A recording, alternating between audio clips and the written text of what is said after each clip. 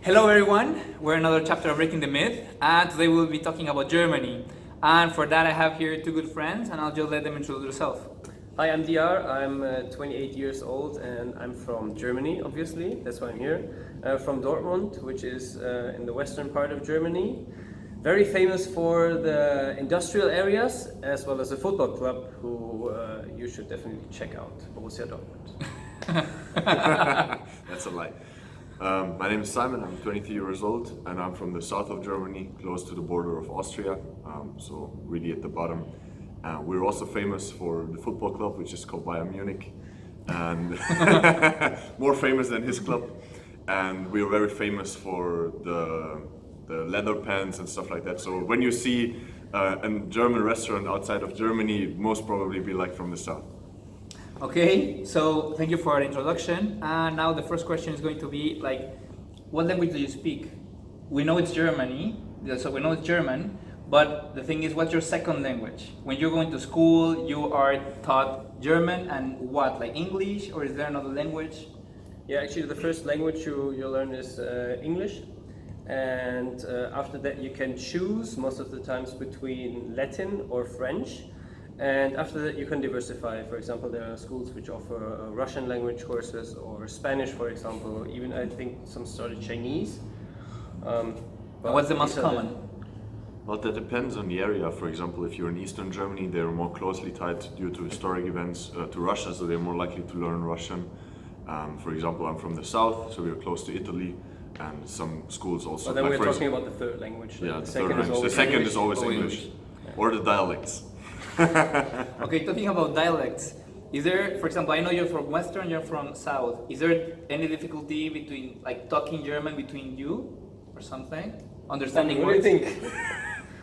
I don't have problems understanding him, but sometimes when I speak with my parents, he won't probably understand it because the southern German accent is very strong and very different from the strange language he speaks. Can you give an example? Like one word that is different? Yeah, for example, the pronunciation. So, for example, if have to have, the word to have is for him is like you have is du hast, and for me it's du hast. It's, that's different. Yeah, Okay. it's very different. Yeah.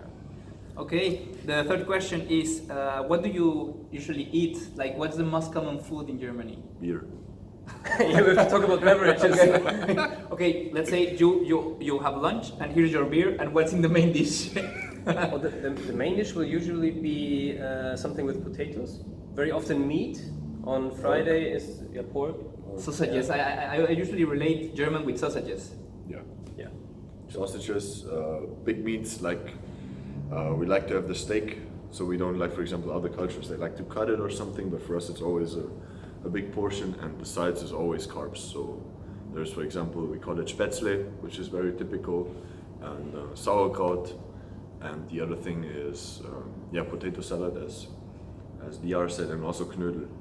Yeah, I think Germany is very popular for the meat and like for the slow cooked meat, the special Braten, which you find in every area with different varieties, of course. And I think we have to mention the northern part of Germany where fish is very popular. I was just thinking now, for example, the doner kebab. That's something that is kind of German. I think it was invented in. Basically, it's a Turkish original dish, but in Germany we don't have time because we're very efficient and we work hard. So we take the meat from the. We don't have time to sit down and have the kebab. That's why one Turkish guy came for the invention to put the kebab in a Box? No, in the bread. So we can eat it while going to work or while going back to work, so we're more efficient. That's like innovation in the kebab industry. Yeah, it raised the GDP because of the productivity. Okay, so next question. When you arrive to someone and say, "Hi, I'm Simon, I'm from Germany," what do they ask you when you say I'm from Germany? Yeah, we discussed this right before. I think one of the most common asked questions is, "Are you a Nazi?" Which obviously relates to our history, but I think it's a very strange perception towards the German culture. Germany is a very open-minded country, very diverse. Especially, I think we played a role, or we were a key player in the refugee crisis.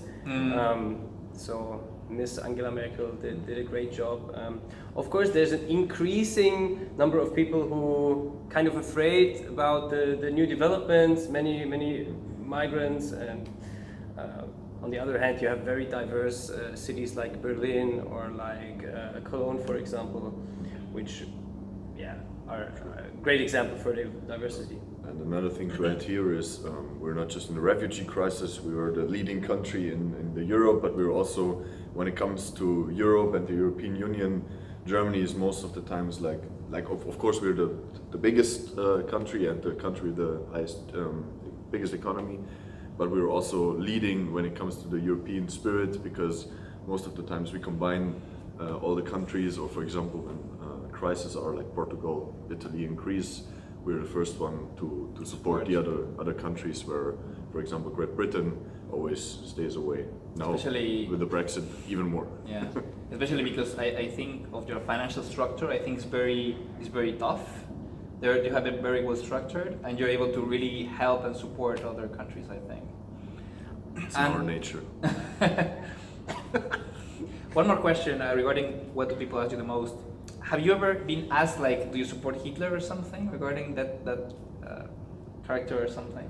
Do people ask you that? The craziest thing that happened to me was when I was living in Samoa. It's a small island in the South Sea. I was greeted by a Hitler greeting, because that was the only thing they knew about Germany. Okay. No, but I think in especially in developed countries, like, no offense, but it's very common to refer to the Second World War. Especially, for me, especially in arguments, they often go back to that, especially if we say something which is, for example, in the refugee crisis, when you saw that and someone said, for example, maybe we need to have a limit or restrictions or something, it's very common to refer that right away, you're a Nazi because, I don't know, you're a little bit more conservative or something like that. It's very common. Okay, and is there any myth you would like to break about Germany? We are not Nazis. We are very open-minded, and we love every country, Thank you. especially Mexico. And I have one myth I would like you to break, if you can break it, because there are some myths that actually. I was waiting for it. So, I work in a German company, and they usually are like very squared and very. They have like closed mindset, and usually when, for example, you ask for a meeting to arrive, I don't know, at 9. You're expecting people to arrive 8:45, so you can discuss what the meeting is going to be at 9. Is that true? Is that not true?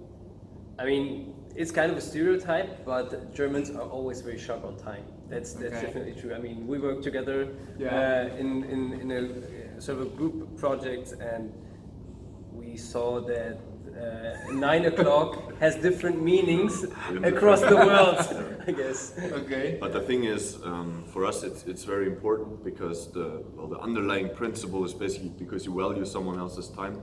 So if you're coming late, you basically disrespect me by saying you have something more important to do than meeting with me on time, because of course if you're late, my meeting runs late, so I have to run late in all the other meetings, so I have to apologize in all the other meetings.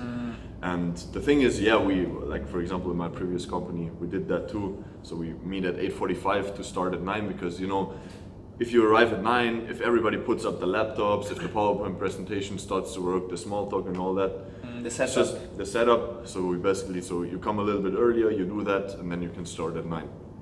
Okay. And the last question: what is the thing you're the most proud about your country? And you can say all. No, I already talked about the diversity, and I think Okay. this is one of the things I'm most proud of in Germany. And this goes into different dimensions. It's the population. We have so many people from all around the world, from Italy, Turkey, now of course refugees from Syria, Iraq. But Germany is like the center of Europe, and also kind of the center of Europe when it comes to the population, as well as the economy. So I think the diversity for me is the thing I'm most proud of. Also for you? He definitely has a point, but I'll say something else then. Is of course the economy. I mean, if you look at our size and compare it to other countries, for example China, US, Russia, India, also from the amount of people we have in space and raw materials or resources, I think we're doing great with our economy. And I mean, Made in Germany is a very common brand.